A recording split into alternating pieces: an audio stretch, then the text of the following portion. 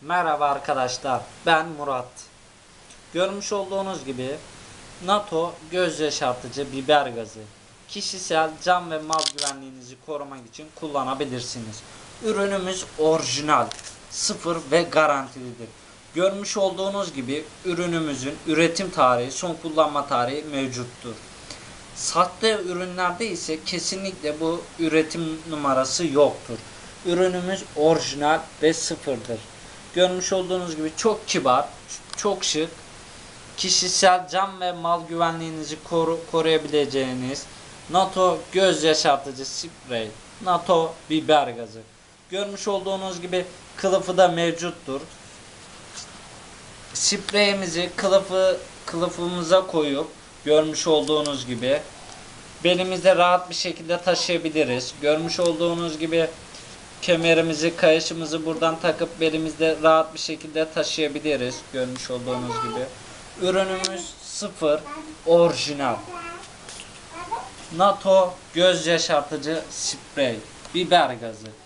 Kişisel can ve mal güvenliğinizi korumak için kullanabilirsiniz. Kişiyi 5 metre mesafeye kadar etkilidir. Kişiye 1 saat etkisiz hale getiriyor. Gözleri yakıyor. Saldırganı 1 saat etkisiz hale getirmektedir. Görmüş olduğunuz gibi orijinal NATO biber gazı. Ürünümüz sıfır, orijinaldir. Orijinal olmayan ürünlerde ise görmüş olduğunuz gibi son kullanma tarihi, üretim numarası bulunmamaktadır. Sahte ve korsan ürünlere itibar etmeyiniz. Can ve mal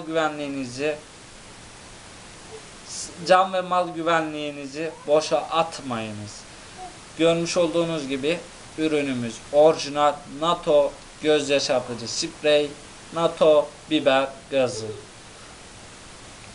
Günümüz şartlarında kapkaç, taciz, gaps olaylarına karşı özellikle bayanların kendilerini koruyabileceği çok şık, çok kullanışlı, çok etkili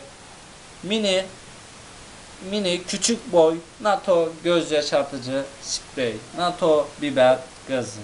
Bana ulaşmak isterseniz 0530 324 30 57.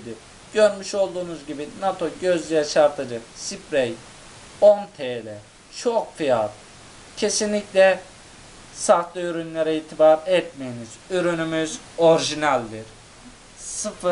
0530 324 30 57